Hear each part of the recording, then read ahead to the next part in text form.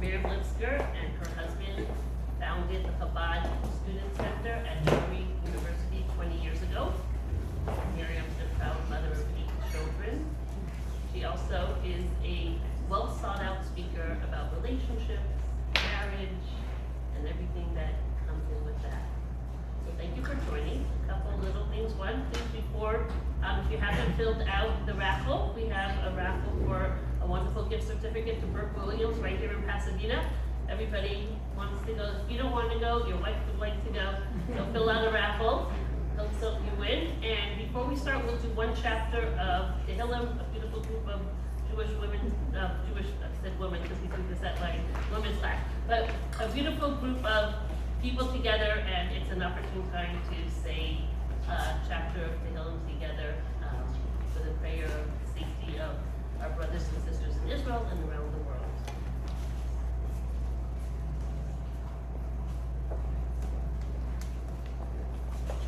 I'll say it in the Hebrew, and join along with me, and then we'll do it in the English. Shir lamalos esa einai ela harim me'ayin yavo Ezri me'im Adonai koseh shamayim ba'aretz ve'yitein labo red lecha al yadam shabracha hinei lo yanom v'lo yishan shomer Yisrael Adonai shabracha Adonai tzilcha al yad yaminecha yomo hashemesh le'yakecha v'yareach b'layla Adonai yishmorcha mikol ra yishmor et nafshecha Adonai yishmor tzeicha u'bo'echa me'acha v'yad olam. A song for ascents. I shall raise my eyes to the mountains, from where will my help come? My help is from the Lord, the maker of heaven and earth. He will not allow your foot to falter. Your guardian will not slumber. Behold, the guardian of Israel will neither slumber nor sleep. The Lord is your guardian. The Lord is your shadow. He is by your right hand. By day the sun will not smite you, nor will the moon at night. The Lord will guard you from all evil. He will guard your soul. The Lord will guard your going out and your coming in from now into eternity. The Lord will guard you.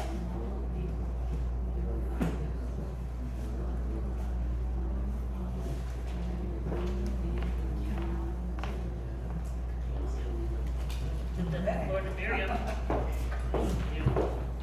Yeah, I feel like this is formal and I'm very far away, and also, do you hear me? Yes. If I don't speak into the mic, or I need to speak into the mic?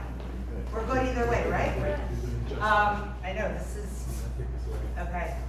So, it's beautiful to be here in holy Pasadena, as the Rabbi greeted me. Welcome to our holy city, and what makes it holy is the people in it usually. That's what has the flavor of holiness. So I'm going to add one moment of background to my intro there.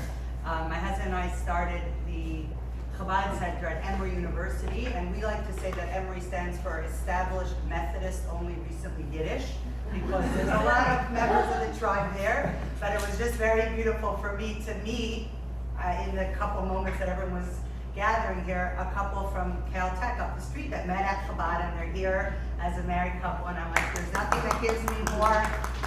However you say nachas in any language, I don't know, but I said, like, we don't make matzo balls because we love making matzo balls. We love making matzo balls because of the, beautiful things that come out from that, and it's just beautiful to have just one example of a beautiful couple here. But I wanted to share an anecdote that occurred not too long ago. It happens often, and I'm sure I'm not the only one.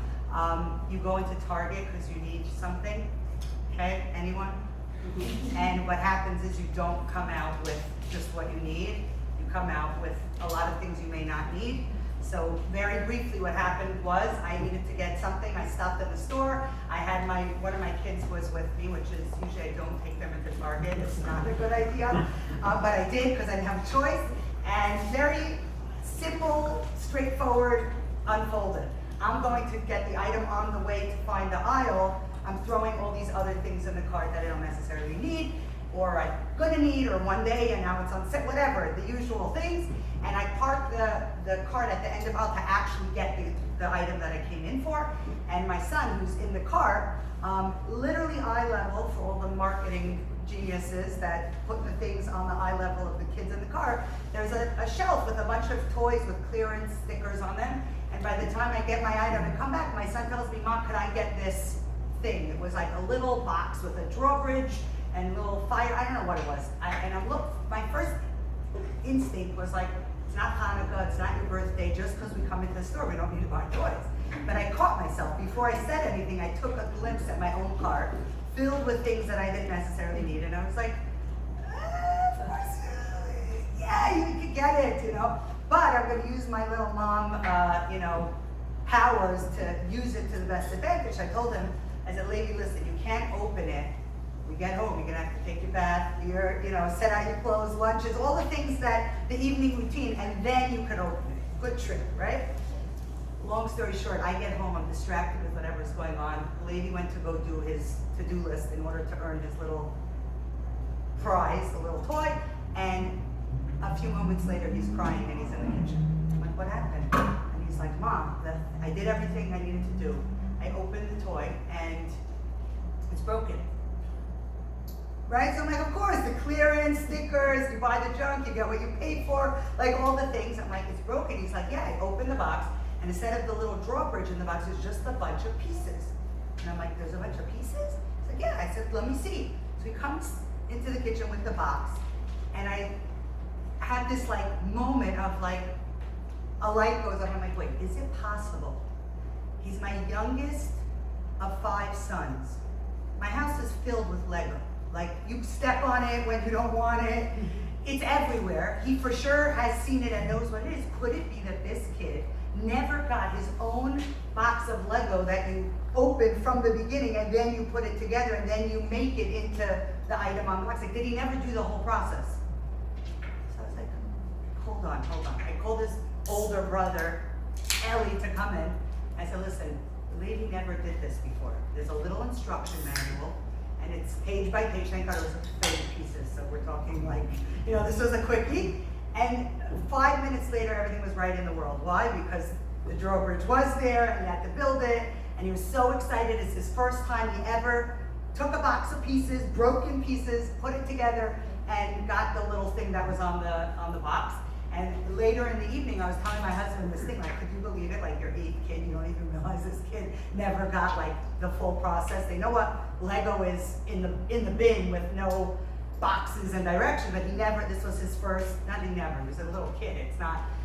And we were just like laughing about, the way your first kid and, how things go. And my husband shared with me this insight, which is what I wanted to open with, that really the Baal Shem Tov, the founder of the Hasidic movement, taught that everything in life, every silly, anecdote and interaction that we have that seems not so profound and not so meaningful, like what is it? We went to Target to get stuff, and like what's this whole, teaches us a lesson, not just in our own divine service, but that's impactful in the world. And what lesson did I take from it was, I thought this was just like an incident that happened with my kid and Lego. But really, we all do this exact thing in our own lives. We have our own visions, our own picture of what the marriage is supposed to look like, what the home is supposed to look like, what the family is supposed to look like, what the building is supposed to look like, the business is supposed to look like, and it's this perfect picture. And then we open our box and we throw a tantrum because there's a bunch of broken pieces in here. I thought I'm gonna have this, perfect marriage or this great job or this wonderful relationship with my kid or my mother, my grandmother. I could pick any scenario, and it's this postcard picture. It looks like this. And then we look at our actual life and we're like, no, we got a bunch of pieces. And the real lesson in everything in life, but I learned from this little story, was that we all do that, but really the traditional Jewish way of looking at everything in life is where we get the pieces and we have to build the image that we want. So I would think today, there's a famous, I think it was Aristotle, who told one of his disciples, he said, if you're lucky, you will find a good wife and you'll be happy. And if not, you will become a philosopher.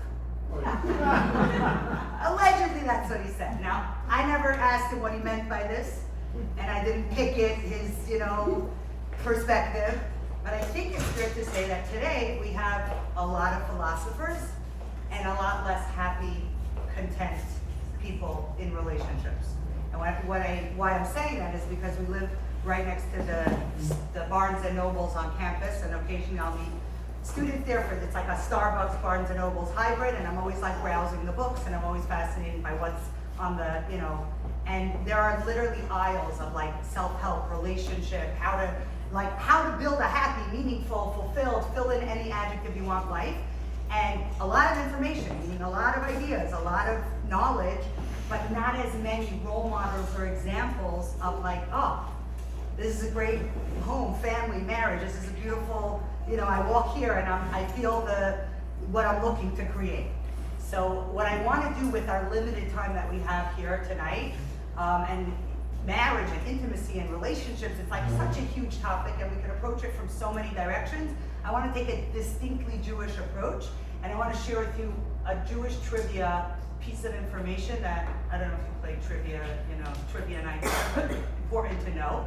And that is, this is a fact in Jewish law, that if a community, and I actually went around, I asked a bunch of people here, where are you from? Are you from here? Almost everyone was from here, meaning the state of California, which in Atlanta, if I did that, I would not find one native Atlanta, and they're all from somewhere else. But here it seems like we're born here, we maybe moved a few up the road, down the road, but we're here. Here's the trivia fact that we're not familiar with, but I think it's very profound. According to Jewish law, in order for a community anywhere in the world, in the mountains of California or the most remote place across the country or the world, if you want to establish a Jewish community, Jewish law tells us what we need. So you would say you need infrastructure. Maybe you need a synagogue, maybe you need a rabbi, maybe you need a Jewish education, maybe you need kosher food, maybe you need a JCC, a simcha hall. And the truth is, the more infrastructure you have, the more vibrant your Jewish community is. But what do you need? What's the bare bones to be considered halachically? According to Jewish law, this is a Jewish community. A mikvah. Family. A cemetery. Mishpucha, family, cemetery. These are all things that would enhance Jewish life and would be necessary, but according to Jewish law, whoever said mikvah is correct. And I'm going to add one more layer of add a little punch to that fact, and that is that if you happen to have a synagogue, but you don't have a mikvah, according to Jewish law, you could mortgage your synagogue, which you cannot do just because funds are, low, or maybe the preschool is more important. You cannot do that for almost anything, but to create a mikvah, to build a mikvah, you can mortgage your synagogue. And one more fact that's even more, if you have a Torah scroll, you can sell it to build a mikvah. You cannot sell a Torah scroll for. So what I want to do with the time that we have is to ask this very simple question. If Jewish law tells us God's priority list, and God's telling us what do you need to have a Jewish community, all the other things you mentioned, they're very important, right? We need education, we need a place to gather, we need a place to celebrate, we need a synagogue, we need the kosher food, education, these are all important, but a cemetery, we need these things if we want to have a thriving, vibrant community. But Jewish law says, no, a mikvah. And I had an Emory alum who graduated and moved to the 5 towns. Now, I'm from New Jersey, but my New York geography is a little. She called me after her wedding. We learned before her wedding, she went to the mikvah, and she called me and she's like, the one town that I live in of the 5 is the only one that doesn't have its own mikvah. I said, 5 towns, how many Jews live there? She's like, 100,000. I don't know the number, a lot. We drive 10 minutes down the road to the other town that has a mikvah. And I was like, that's so interesting, because according to Jewish law, even though I'm sure there's tons of restaurants and schools and shuls, if they don't have a mikvah, according to Jewish law, they haven't yet achieved this status. And then my friend who runs a Chabad in the Congo, who has no minyan, no synagogue, day school, kosher food, nothing, but they built a mikvah there. So the Congo's halachically has the status that it's a Jewish community, and whichever one of these 5 towns hasn't yet pulled it together. What is it saying? And for those of you sitting here who are like, wait, what's the mikvah? Meaning, if God's telling us you want to have a community, this is what you need. Halakha is God's priority list. I might make my own priority list, but this is God saying, hey, you want to know what's important to me? I'm telling you.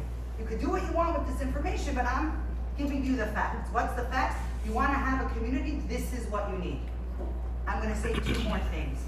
a community who does that has a mikvah, most of the people in it don't use it. What do I mean by that? The men in the community might have their own mikvah, but it's a different mitzvah. The children, the elderly, the unmarried, that's already I probably just listed off 75% of the community. And so this is so important, but most people don't use it. Most people might not even seen it or know anything about it. So that's where it gets me to, well, what's the mikvah? And I'm only gonna give you like the Twitter, I used to say the tweet, but there's no tweet now, it's now X or something. I'm not on it, but a very short abridged version. What is this concept of a mikvah? So raise your hand if you've seen one, like if you know what it actually looks like. So it's not everyone. So if you haven't, the cool thing is, this is an official Jewish community. It has an official mikvah. I haven't seen it yet, but I know that if anyone wants to take a look and see it, you could. And what's fascinating about this mitzvah, and here's really where it gets interesting, is this is the details of how this mikvah is used, but in like on one foot, so in a minute. God created a world in which human beings are trying to live a life where they have meaning, purpose, happiness, joy, and a lot of bumps along the way. And very often what happens is we're blessed and we meet somebody at whatever stage or phase or at the Chabad house that we're like, I want to do life with you. Why does that happen, or how does that happen? I'm not going to go all into what does it mean falling in love and finding the right person and building a relationship, but if this occurs, what it means is something about mentally, physically, emotionally, spiritually, we connect on so many levels that you're a good partner to do life with. Just for the record, and everybody knows this, many of the points of connection that you have with this person, you have with a lot of other people in your life. Family, friends, community, colleagues. You also share intellectual, you like doing, this hobby, this activity, but what's unique and exclusive in this relationship with this individual that you want to get married to and spend your whole life and create hopefully a home and a family and a future, there's one element, one dynamic that makes your relationship with this specific person unique and different from every other relationship in your life. What is that? It's not rocket science. It's intimacy. It's physical, sexual connection, chemistry that is exclusive to this relationship, but all the other parts of your humor, your intellect, your hobbies, your passions, you share them here and there with other appropriate outlets, but not this one very human, very real, very strong, very powerful element. So this one unique thing that makes your relationship with this individual exclusive to everybody else. Here's what God says in the Torah. And I'm not doing a direct quote, I'm paraphrasing. Okay? So God says, I made you people. Again, not a direct quote, you won't find that in the Bible. But I'm the creator, I know how you work, and I'm giving you a tip, a pro tip. This whole dynamic, this chemistry, this energy, this like something magnetic that brought you together because like this person had this something electric there. I want you to know, obviously I created it, so I know how this magical thing works, but I'm giving you a tip or a tool how to use this so it's most effective and most efficient in your life. And what's the tool that God puts out in the Torah? God says, listen, when I say God says, listen, I'm taking the Talmud, Gemara, biblical verses, and I'm using my own, English to put it into a minute.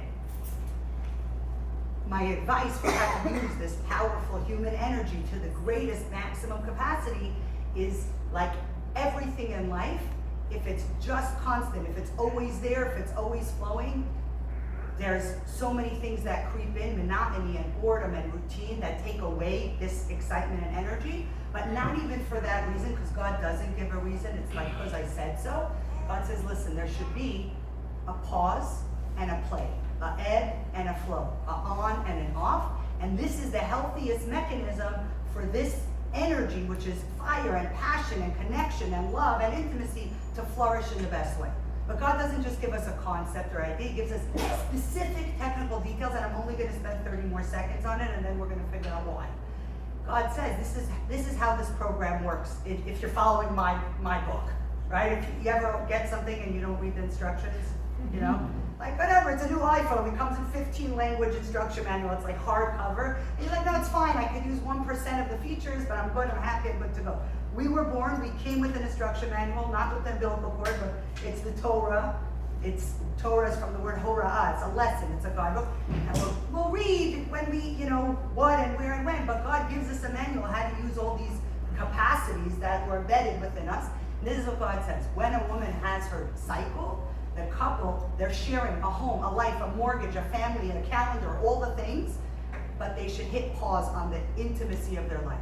That private, behind closed doors, sexual energy should be on pause, which means what? We're living our lives, but all of a sudden my hands are here. We're talking, we're connecting, we're communicating. We got to figure out a different way to do it because we're in pause mode. And then the Torah says a woman should count 7 days immersed in a mikvah, and then together the husband and wife should hit play and resume this physical connection. Now, hold it. We started with saying this Jewish trivia that a community becomes a community when it has a mikvah, which really just has to do with a couple's intimate life. If you're following God's program, there's on, there's off, there's a pause and a play, there's an ebb and a flow. So essentially what I'm saying is, which is super bizarre, of all things on God's priority list, a couple's personal intimate life, which is what mikvah is about, she immerses in the mikvah and then they resume that physical connection, that's God's highest priority. You gotta scratch your head and say, what? Why? Right? Feed the needy, take care of the poor, respect the elderly, volunteer for this wonderful organization, donate to that, visit Israel, support your brothers and sisters, save hostages, raise funds. These are all super important. And I could list 200 others. The one thing that the community needs is something related to a couple's personal private life. Really, God? Even if I go to a cheap motel, I have a sign on the door that says, do not disturb us, no one's business what goes on here. And really, if God made the world so that we should be partners to making it a better place, what does my personal, private, intimate life have to do with it? Meaning, if I show up and I do well in business and I contribute and I donate and I volunteer, isn't that, making the world better, improving the world, tikkun olam? I'm a doctor, I'm a lawyer, I'm an artist, I'm a musician, I'm a therapist, I help, I contribute. No, the one priority on God's list is my personal business. Does it make sense to anyone? Should we stop and anyone want to give an alternate theory? Here's what doesn't make sense. If God's telling us his priority is my personal life. How does that make the world better?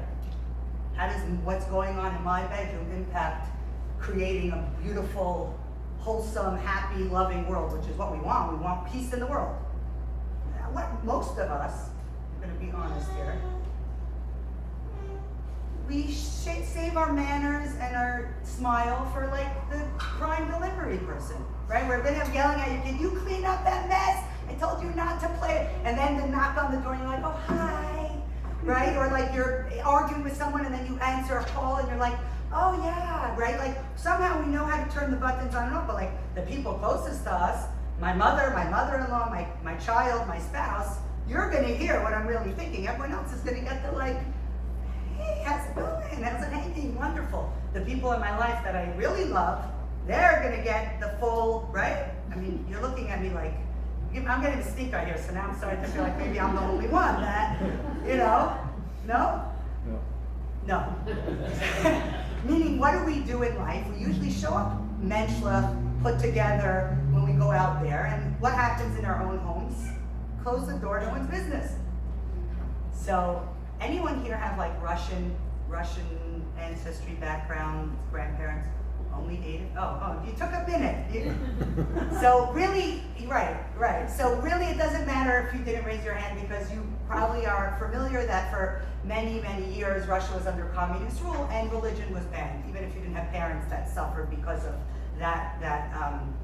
And what was encouraged in that culture was communism, these concepts and ideas that were inculcated from preschool all the way through these ideas, the mother Russia, etc.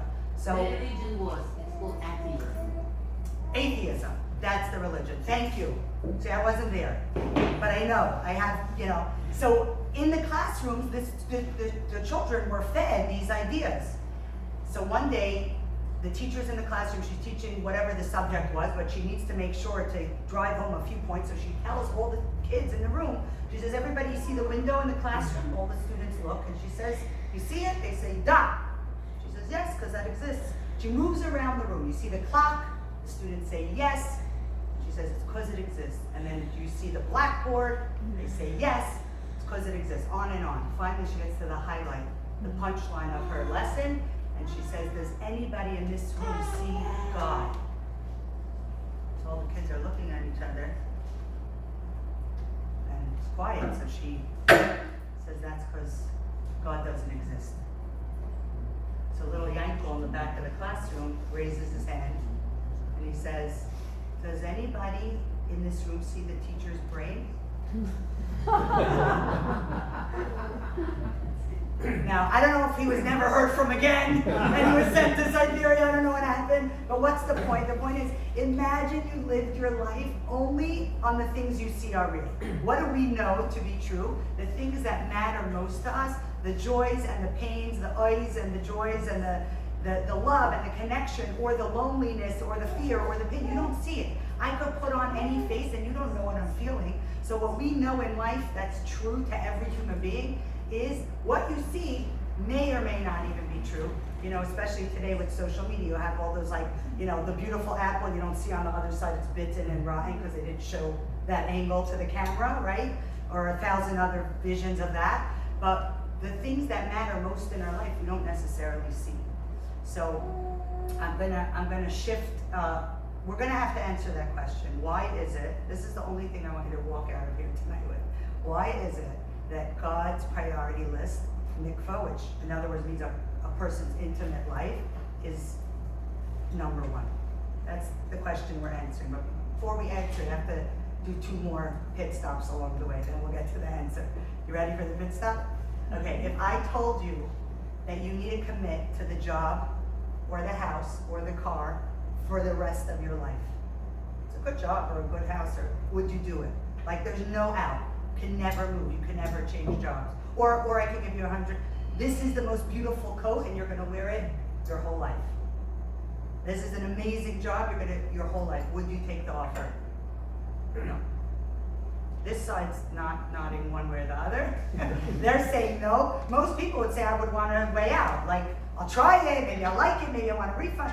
Most human beings don't want to be locked into anything, not a job, not a house, not a coat. And certainly, why would it make sense that I would want to lock into one person, one human being, for your whole life? Moods, ups, downs, like, you like them now? Good, sign on the dotted line forever. What human being would do that? Does it make sense to anyone? You're like, well, we all do that. Why? So I'm going to do this really quick because I want to. It's a wild idea, but it's so relevant. So here's the thing: if we look outside, and let's say we didn't have the education we have, and I'm saying we, everyone here probably grew up with a different background, a different home, a different style or focus of education, but we didn't know, we erased all of that, and we look outside and we're learning about our environment, and what do we see? I'm at 3 simple things. Thing number 1, I look outside, I see the sun's going down, it goes down, it comes back up. No one tells me anything, but now I know every day there's half day is dark, half is light. I call it whatever I want, day and night, sun and moon, and I realize there's a day. No one told me, but I know it's out there, it's real, I could see it. I also have the same exact thing with the month. If I went outside and I looked up at the moon every night, I would see this ball in the sky gets bigger, smaller, bigger, smaller, bigger, smaller. And if I was keeping track, I would say every 30 days, something's happening in the world. No one told me, I wasn't given the word on the month, I see it. Same thing, I don't know how the California seasons go, but colder, hotter, warmer, winter, I'm noticing there's a cycle of a year, there's seasons. These are things every human being could observe. There's one part in this cycle, day, month, year. There's nothing I could observe in the sky or around me in the leaves and the trees that all of planet Earth observes. What is that? It's a week, a 7-day week. Africa, Asia, Russia, Siberia, and guess what? There were countries, Russia and France, who were like, we're not doing a 7-day week. There's no reason why we need to. We can't deny a day, it's fighting with the sun. We can't deny a month, it's fighting with the moon. We can't deny seasons and years, they exist. But a day, we're gonna make it it shorter. If we're Russians, we're gonna make it longer. We're gonna make it a 10-day week. And if we're French, we're gonna make it shorter. And they tried. And they instituted it and they changed the whole culture. You could Google this, and it didn't last. It lasted for a couple of years. It went back to 7. So why? Anyone? You just tell us. I don't know. There's nothing out there that indicates that we need to have a Sunday, Monday, Tuesday, and that all the people in the world who don't agree on anything all have a week.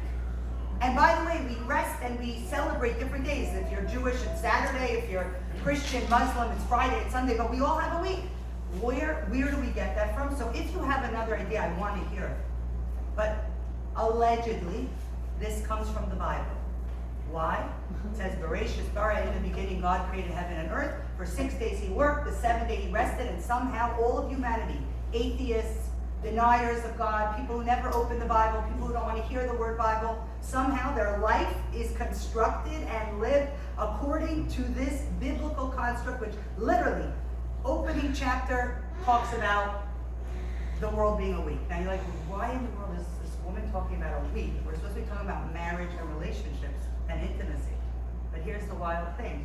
Right after God finishes the end of the week, what does he make? The first human being. And what's the story of the first human being? It's a wild story. It says God created a human, and the Torah tells us, this is the sentence, male and female, he created them. So if I gave you a pen and I said, draw me a stick figure of this first person, what would you draw? Male and female, he created them, God created a human. What do you got? Should I read you this sentence, biblical sentence again?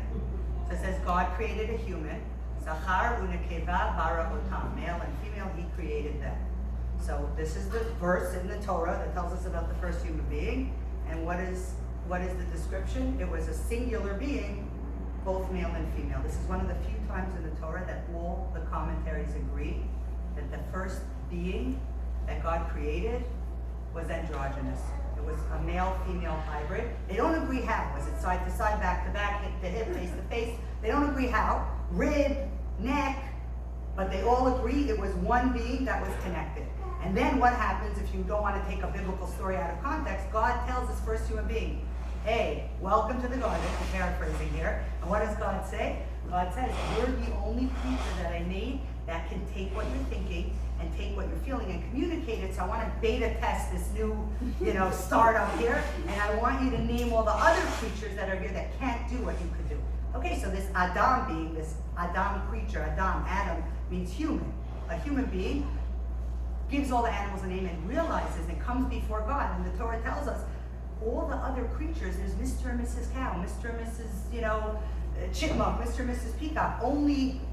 I'm the only lonely one here that doesn't have a partner. I'm just this weird attached creature. What's up? So then verse 16 of Genesis, God puts this human down for a little nap, separates this male-female hybrid androgynous being into two. By the way, I'm not making any of this up. You could pull any of these Bibles off the shelf, just open it. You don't even need to read the commentary. This is like straight verse. In the South, you could pull out any, if you're staying in a hotel, in the drawer, there's a Bible right for you. But what does God say?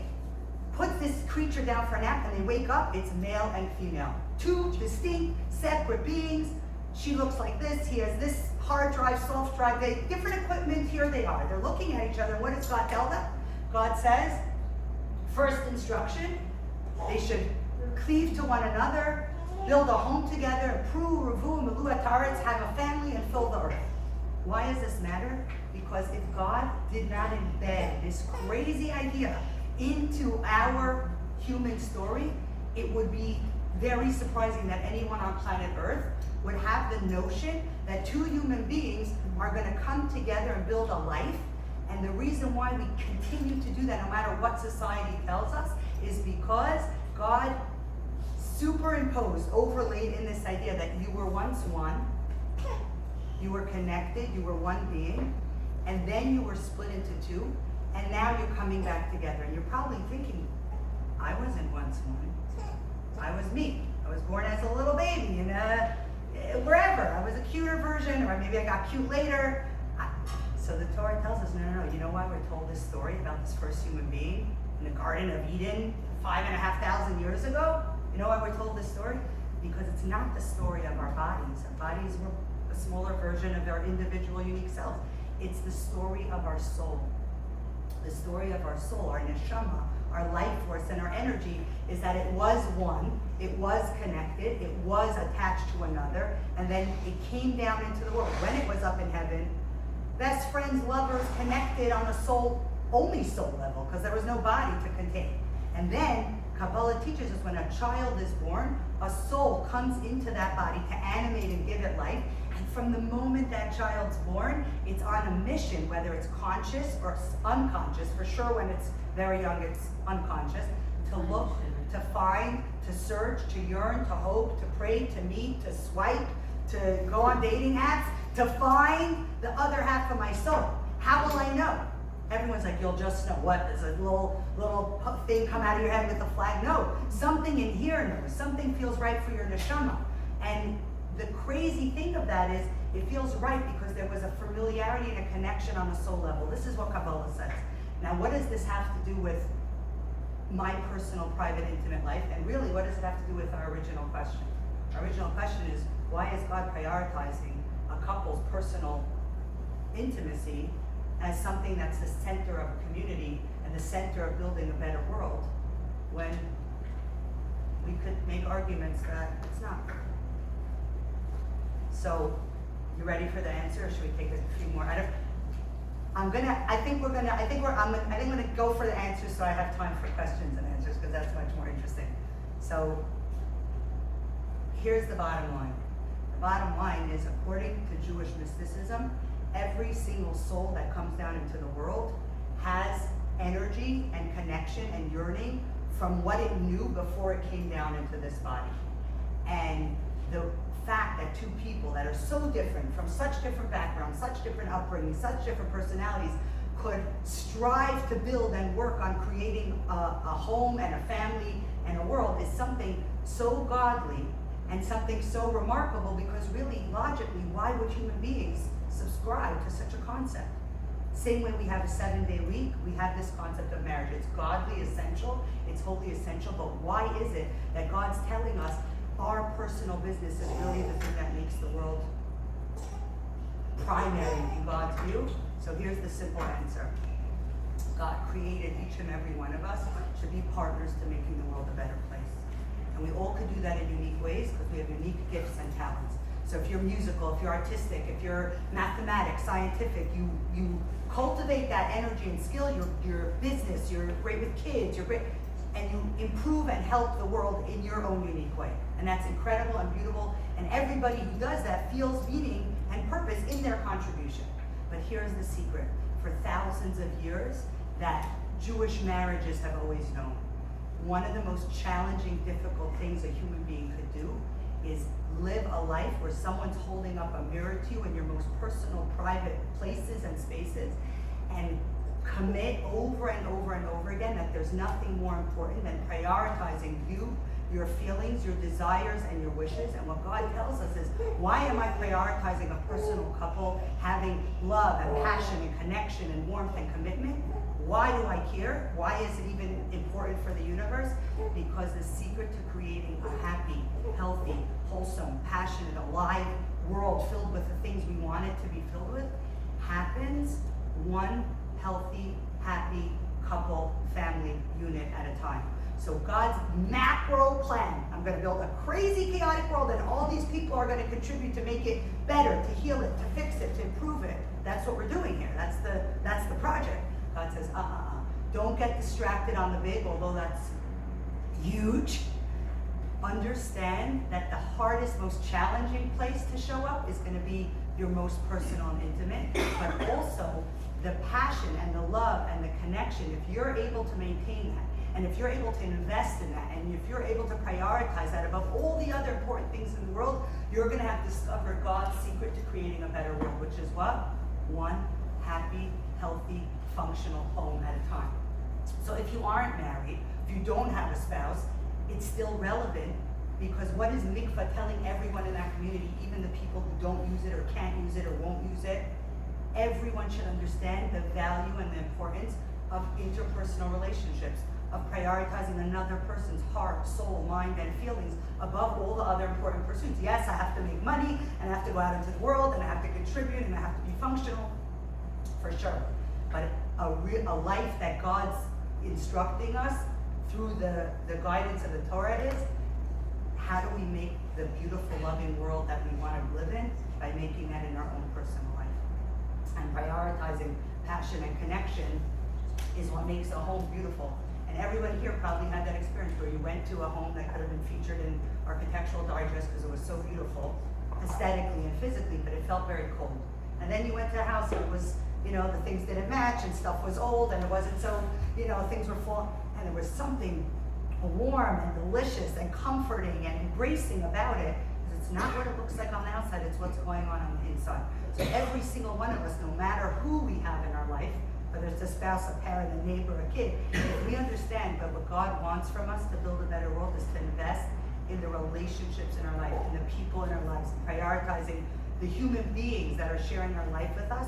If it's a spouse, then it's going to include, that intimate element. But if it's a parent, a neighbor, a mother-in-law, colleague, it's like, I'm going to follow what God wants from me in this world by prioritizing the human relationships in my life above everything else. And that's a message everyone in a community would be most valued learning, because everybody in the community, that's the starting point. God says, if you understand the importance of healthy relationship, everything else will be a ripple effect flowing from there in a positive way. And most of us understand if you're in a good place with the person in your life, you might have a challenge at work, you might have a health challenge, you might have a financial challenge, and it's a real challenge, there's no minimizing it, but you get through it because there's someone holding your hand. You get through it because I could deal with this. Why? Because I have someone has my back, someone's in my court, someone's in my team. Give a little challenge to someone that doesn't have that, and it feels impossible. And so what the mikvah is reminding every single Jew, those who can use it and those who can contribute to it and those who can support it and those who can tell their friends or neighbors or daughters or kids about it, is this is how God makes the world a better place, by each of us prioritizing each other above everything else. So l'chaim, that we're able to do that we bring love and passion and warmth into the world in the most revealed way, and that we don't live in a world where there's hunger and death and war and pain and suffering and fire and destruction, but we live in a world where there's connection and love and understanding and peace and harmony, and that happens one healthy, happy home at a time, one healthy, happy couple at a time, one individual investing in relationship over everything else in their life.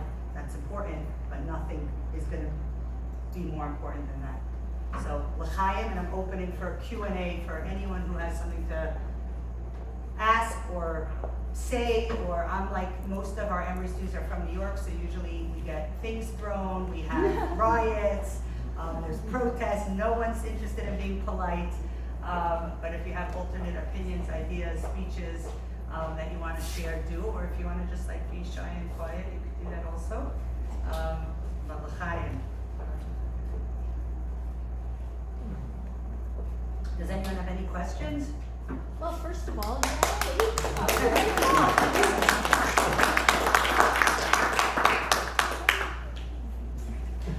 But no question, you just a little clap and that's it? Yeah. Okay. I have a question. Yes. What people person soulmate is the sheriff? Yes? But is it possible the person can have not one but second sheriff?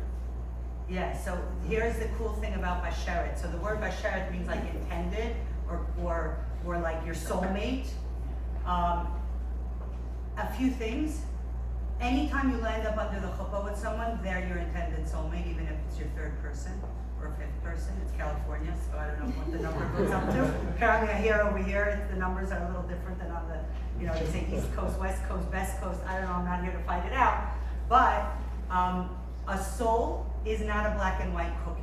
So very often when we think soulmate, we just think it's two pieces of one pie and that's it, and you find one needle in the haystack, which would not explain divorces, remarriages, death, etc., and people, multiple marriages, and so many other things. So according to Kabbalah, soul is an energy, it's like a fire, and every human being, even though I made it sound like it's one and one, there's like, I'm saying multiple, but there's different opinions according to different Kabbalists. The exact number, is it 7, is it 11, but it's not 8 billion. There's no infinite match for you. There's a very, very limited number of people that are connected to your soul in such a way that if the right time and right place and serendipity, meet up, you end up under the chuppah. Now, if you're under the chuppah with someone, you're intended to be there. It was never a mistake, even if it was a disaster and you scratched each other's eyeballs out and it was a nightmare. You were meant to be there because someone, and not someone, both of you had to learn and grow and gain from that.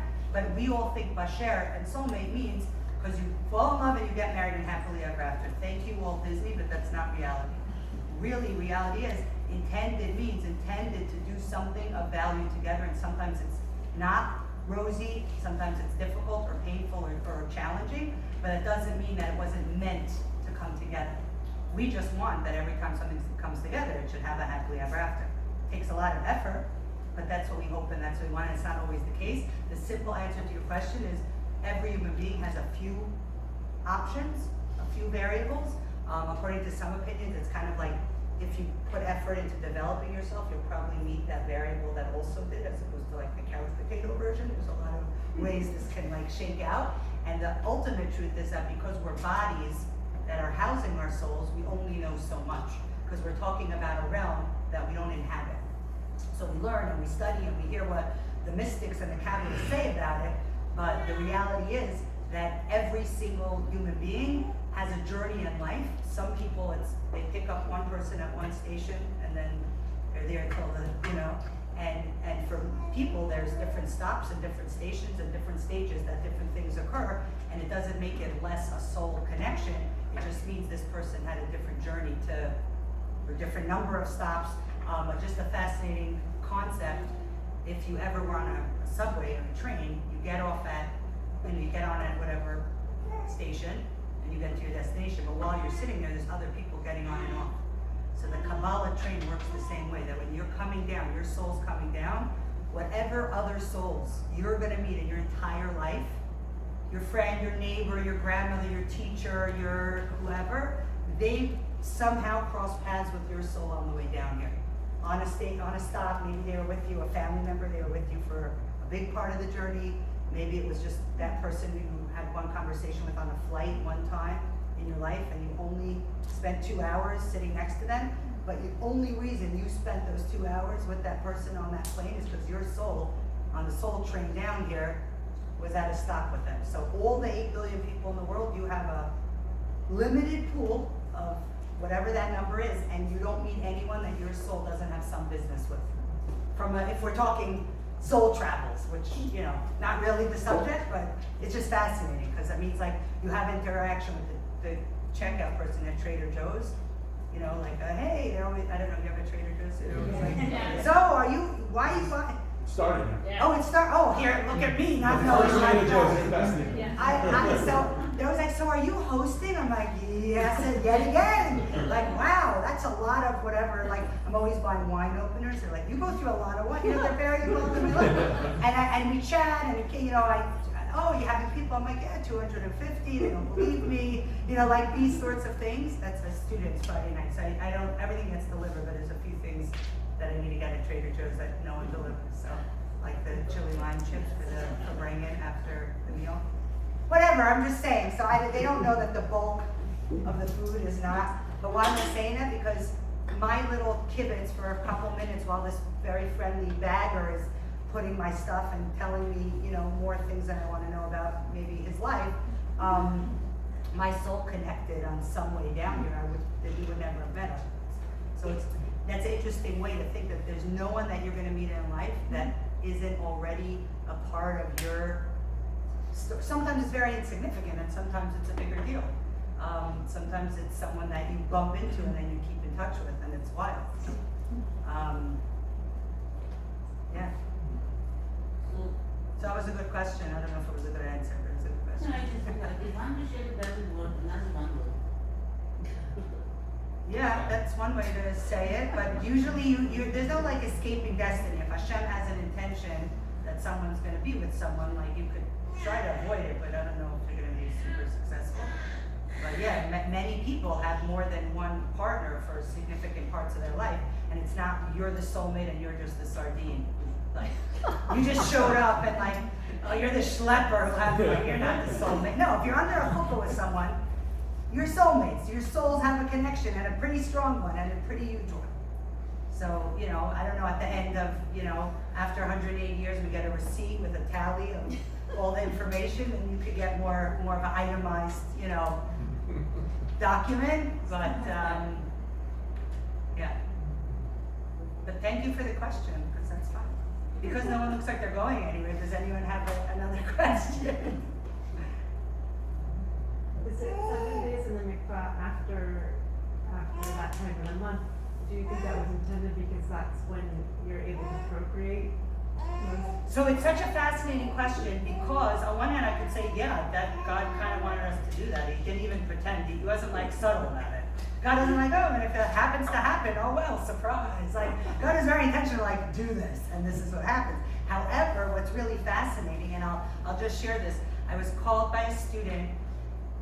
He's like, hey Miriam, it was Sexual Awareness Week at Emory. I have no idea what that means. I'm like, last week we weren't aware, next week we're not. Like, what's happening this week? Like, but I didn't give him a hard time. He's like, so we're having a lot of events, and we're having a panel discussion of different faith groups, and students, it's an open Q&A. All students could come and ask questions related to sexuality to the different faith representatives. Could you represent Judaism? I was like, sounds interesting. I was sent here to represent Judaism, so I'm gonna say yes. But I was like concerned more about like what questions people would ask, and also I didn't invent anything in the Torah, and I'm not like God's representative in terms of like why God put it there. I could just tell you it's there. Like, do I like it? Do I agree with it? I have things I could put in the complaint box, like, you know, like I don't get that, or why this, or you know how unpopular this one. Like, hey God, this is not trending right now. But I'm gonna just tell you what it says in the Torah. That's my job, right? So here's the fascinating thing, and then I'll answer your question specifically about like procreation, 7 days, whatever. So I was preparing for what the students would ask about Judaism, and I had no idea that what would be way more interesting and way more fascinating to me were all the panelists. There were 12 of us, Christian, Muslim, Hindu, Buddhist, Taoist. There were religions I never heard of. I'm like, you're representing what? Like there. And what was so fascinating, the questions were like, I would say predictable, like I assumed someone would ask all those, but the answers that my fellow panelists gave were amazing. Why? Because I realized, and I'm not ashamed to admit, I don't know about other religions. I know a little bit about Judaism, and I don't know, I don't know. I was shocked at the answers that the other faiths were given, because almost all of them, the topic was sexuality, was we're prudish, we don't talk about it, it's a necessary evil. I'm over, generalizing obviously, and there were a lot of language of like dirty, sinful, lustful, evil, but like we all acknowledging that there needs to be procreation because there needs to be kids, so someone's got to do it. So we'll allow, or we'll tolerate, or we'll accept, or we'll not notice, or we'll not ask. Like they had a lot of different language, and I was sitting there, and because there were so many Jewish kids in the room, like most of the time I was just behaving myself. If a question wasn't asked to me, and I was keeping my face very stoic because the answers were blowing my mind of the panelists. Why? Because Judaism has such a different perspective. I'm just giving you 2 examples. So basically in a lot of faiths, regular people could do this, but not if you're very holy. If you're the Pope or the Bishop or the monk or the nun, you don't do this because you're busy with God. And I'm not judging, that sounds cool. Not to me, but to someone it might sound cool, right? Judaism says the opposite. And I had to like interrupt and say, no, in Judaism, we so don't have that perspective. You cannot be a leader, a judge, a ruler, a king, a prophet, or a Kohen if you don't have a spouse. You're disqualified, which I might say is not fair. Discrimination. I don't have a wife, so I can't be the Kohen. Again, I'm not saying why this makes sense. I'm saying, yes, that's what God says. We're suspicious of you being in a leadership position if you don't have a functional, healthy, intimate life with a spouse. You're disqualified. Why? I don't know, but that's what our faith says.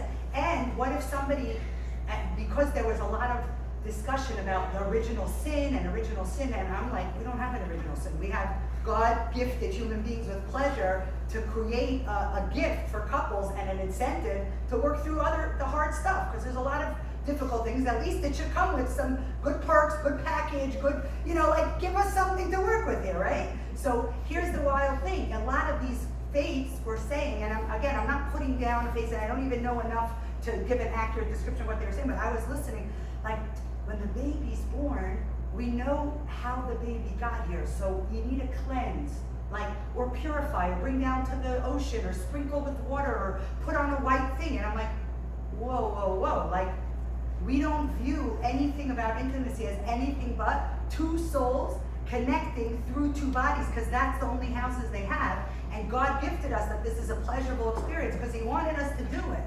Not like, and why am I saying all this in answer to your question? Because if a woman, for whatever reason, doesn't want to, can't, or chooses, or medical, or physical, or mental, cannot have children, mikvah and intimacy is still 100% a part of her life, taking out the child. It's not like, oh, if you can't have children, or you don't want to, or you're not able to, close up shop and move to the Vatican. No, I'm not insulting the Vatican, I heard they don't encourage that. But it's trending today. I bought a newspaper in the airport because I was here for like 10 hours. I didn't even know Newsweek still exists.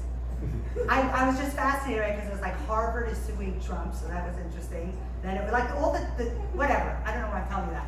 What I'm really trying to say is, yes, God did formulate. A woman has a cycle, so there's whatever, let's say 5 days plus 7. So it's really a longer period than just a week. But 7 days are like a biblical commandment. 7 days thou shalt be roommates. Okay? Try to get along in a different way, but hands off here. And yes, are you fertile at the, yeah, God's kind of setting it up and he's not, trying to hide it. But if that wasn't on the plan, the emphasis that Judaism places on healthy intimacy and that pleasure and passionate relationship is so important no matter what age or stage a couple's at or their childbearing or rearing capacity or interest. Yes, it's an element, but it's not the whole picture. And if you took that element out, an important element, have a family, the door, pass it on to the children, that's important. But if you took that out, Judaism never takes out the value of connection in and of itself, the value of this pleasure that God gave to human beings has an intrinsic value with or without its, I was going to say consequences, but it's not a positive word for children. So like, outcome or yes. So it's very fascinating that Judaism has a very positive, healthy, wholesome view and a skeptical one if you're not engaging, like we're suspicious, something's not right. But it's obviously in a context and a framework with boundaries, with, and I'll just share one other thing. When the whole Me Too, I don't know, it was like a huge, I would say that whole semester that's in anyone was talking about, and every few weeks there was something else, and I did a class with a bunch of seniors on the actual details of like, not that they're necessarily getting married right away, but when you do, just know what Judaism has to say. It's your Torah, and knowledge is power, no one's out there, and you're educated women with these degrees, you should at least know what your own, guidebook has to say. So we were discussing this and they were like, wow, that's so incredible that the whole conversation was that people need to not take advantage of others just because they're in a position of strength or power and they're able to manipulate others, and people have to have self-control. And this was like, and wow, God developed a program where even a husband and wife who are committed and married to each other are not owned by one, like they're off limits to each other at certain times. Like there's space, there's distance, and yes, when there's a bridge, you need to cross it, and there's something beautiful about that dynamic that God created, which I think like Esther Perel, her title of one of her books, Mating in Captivity, she doesn't mention Torah or Judaism at all, but the whole psychiatry and psychology of everything she's, describing is there needs to be a space so that we have desire to cross it, because if it's all familiar, how excited am I supposed to be about something that's always here? But if it's not always here, then I could appreciate it more. So God's saying, I know that. I made you people.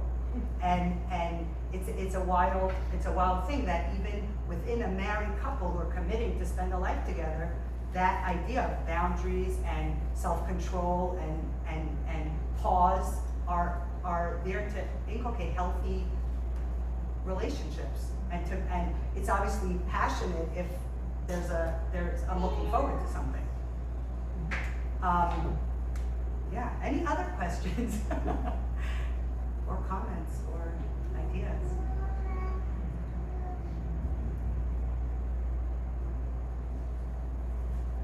No one told me everyone in Pasadena was so,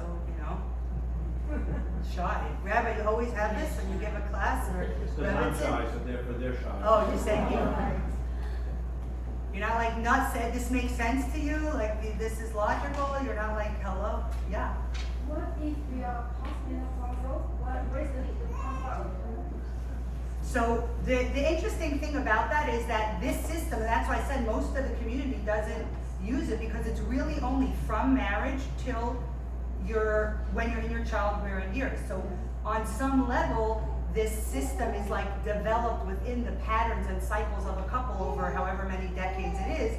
And I don't know why God says at a certain point, it's not no longer are we in that stage where this is, required or necessary. I don't know why, and just for the record, God never, when God tells us this whole mikvah separate, he doesn't even, I'm saying psychologically it's brilliant, it makes a lot of sense. It makes sense that you desire something you can't have. It makes sense that if something you take for granted, you don't appreciate, like, it makes sense. But none of that does God tell us. Yeah. It's a hope, it's like, just because I said so, and so some parts of it are still like very, interesting to understand, like why at, I don't know, 50, whatever, 60, whatever the age is like this faded out. Hashem decided that at that point, maybe you already got enough of a system and of a foundation set in place that like, he thinks this is gonna be good. Like, this is gonna run well. Yes. We did a good, but I don't really, what's fascinating about this mitzvah is it falls into the category, not of like the logic mitzvahs, not of the celebratory mitzvahs, but of the mysterious, like why, even though there's a lot of it that we really could relate to, and it's very fascinating. I had a woman who lived in my neighborhood who called me up. I didn't know who she was. She was a psychiatrist, and she's like, I know you're at the Chabad, and I have a patient who I'm seeing who's an observant Jewish woman. This was like during Zoom, and she's a marriage therapist, but she observes these laws, and I didn't want to take up time of her session to ask her about it. And I Googled online, but I have so many questions. I just want to ask a human. So could I talk to you about it? So we met for coffee outside, 6 feet apart. And she was so fascinated. She's like, I'm married to a Jewish man, and she was in her early 40s. She's like, I don't do Shabbat, kosher, high holidays. I'm not observant at all. But is it hypocritical if I want to do one mitzvah? I was like, are you kidding?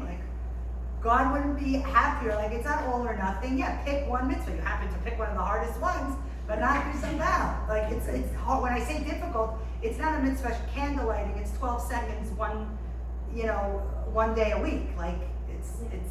But this is very all-encompassing in terms of the rhythm of your life. And she was like, the brilliance of it and the genius, and she was going on and on how I want to do this mitzvah. And I'm like, you can. So we studied all the details.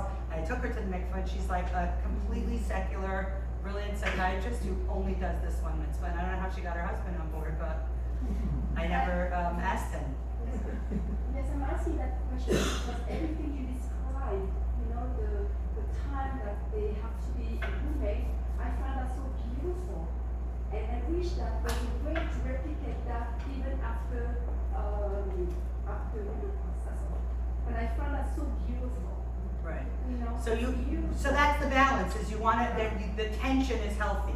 yes. You don't want it to be too beautiful. It should feel a little uncomfortable. There should be but then there's something healthy about the way God designed us to live Yes. if we subscribe to the Yes, program He I made for agree us. with that. So it's not supposed to be so easy. It's supposed to be difficult. If it's too easy, but that's the tension of most things is holding, sorrow and joy, pain and love, distance and togetherness is part of the beautiful, paradox of God's world and being the Jew. Yes. So can you make some comments about mitzvah for purification purposes? Like many people go to the mikveh for pre-Yom Kippur? Yeah. What's up with that? So we didn't have time to go into all. Mikvah was always used in Jewish history and throughout Jewish life to mark a distinction between one status and the next. So you gave 2 examples, people going before Yom Kippur. That's a tradition in many communities, men or women, you know, older, younger, married, single, and it's as a status change, kind of a slate cleaning from the past year, and we're moving to the new year. But it doesn't come with any halachic counting, no preparation. It's a immersion in a mikveh that's in, there's no blessing said, and it's a custom. A huge example that's very specific is a convert, because when they're going into the mikveh, their status change is very distinct. They're going from a non-Jewish person, and they're in the water for however many seconds. When they come out, their soul has fundamentally transformed to the degree that they're now as Jewish as Sarah, Rebecca, Abraham, Moses, whoever you want. So that's like a very distinct transformation that occurs in the mikveh. And if someone converts and never goes in the mikveh, they never downloaded that soul. So that's huge. And there are other occasions, for example, in many communities, the men will go before Shabbat as a status change from the week, like entering a new week. Again, not a blessing. But what I think you're addressing, because these are all like legitimate customs that have very strong established roots, is today it's become more of a trend for people to use the mikveh to mark things like, I'll give you real examples that I've had people call me about. Finishing chemo, a divorce, a job, a company, all these like life moments that are really significant, and they want to cleanse or purify or mark it in a spiritual way. And that's the interesting thing, is that that's the intention of a mikveh, is it's God's rule book of how to connect to infinity. So if we want to do something spiritual, we could and we should. But we should never confuse it with a mitzvah, because they're not the same thing. So if I want to mark a significant moment in my life, and I want to even do it at the water, I'm gather all my friends, I just finished treatment, I was given a big of health, a good bill of health. I'm going to go with all my friends to the ocean, we're going to light candles, we're going to sing, do it. But immersing in the mikvah is something that's a divine commandment that connects us to infinity on God's terms. And so that is very, very specific. And if it's an authentic mikvah, it's not just going to be open to everybody who wants to use it for every reason. Not to discriminate or to judge anyone's wanting. It's a beautiful desire, and it should be manifest in some way. But when you confuse your own, not confuse, but kind of blend a mitzvah with specific God guidelines and something that you want to do, they're very different, and that's where we get very, very murky. You have people, if I had my phone here, I would let you listen to the voice that I got on Sunday this week from an Emory alum who works at Columbia Presbyterian Hospital, and she is a liaison between families and the medical establishment. We're very close. She was like my kid's favorite babysitter, on and on. So she leaves me this message. My mom and I had a big argument, and I told her I'm going to call you, and whatever you say, I'm going to do. And I know her mom very well, and I was like, oh no. Oh no. So what was it? There was a child that she got very, very close to at the hospital for treatment for many, many, many months. And unfortunately, the child passed away, and the parents both could not handle. They cremated. This wasn't a Jewish child. They cremated the child, and they asked her to hold the urn for them. So she did. And now, however many, like a year later or whatever it is, they're ready now to take it from her, and they thanked her for. And her mom's like, now that you're giving the urn, you need to go to the mikvah. This is what her mom's like kabbalistic.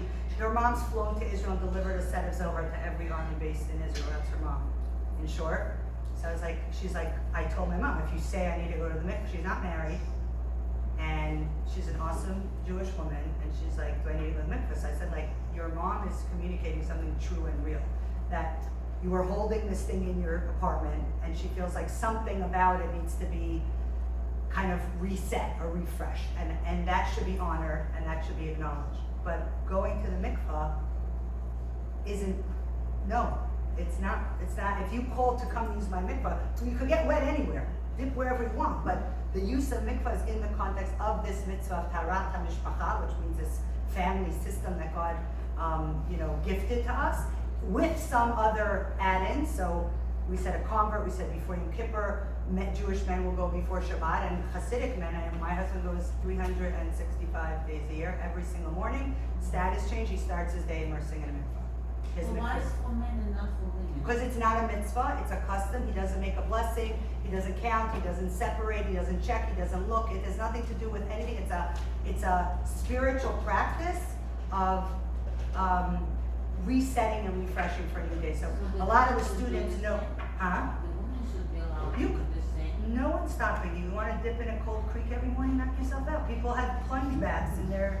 So my husband often will take like the frat guys who want to go before Shabbat, and I had one of them call him. He's like, Rabbi, like you invented the cold plunge. Like you were doing it before it was trendy. He's like, yeah, we've been doing it for thousands of years, but it's a difference. That's what I'm trying to between a custom and then a woman's mikvah that's built for this mitzvah with a few other exceptions. And in case you weren't aware, there's even a concept of immersing dishes and vessels that we use to serve food in our home, not in the mikvah that humans go to, because we don't want to ever have something crack and then be worried about shards in a mikvah, but in its own pool. The same concept is you want to elevate this. It's just a bowl. You got it at Home Goods. But if it's in a Jewish home, it's not just a bowl, it's nourishing a body, which houses a soul, which is doing incredible things in the world. I'm gonna mark that status change that it's coming into a Jewish home, and we're gonna do Shabbat and holidays. So there's a lot of like structured things, and then there's all the ways that human beings say, I wanna do, you know, and I would never tell someone not to mark any significant thing. Find a way that's meaningful to you, find a way that brings together the elements that you want, but don't confuse them with a mitzvah, which is a commandment from God, and say like, I'm making my personal activity into a mitzvah from God, because it gets murky. Yeah, but it was a very good question, so thank you.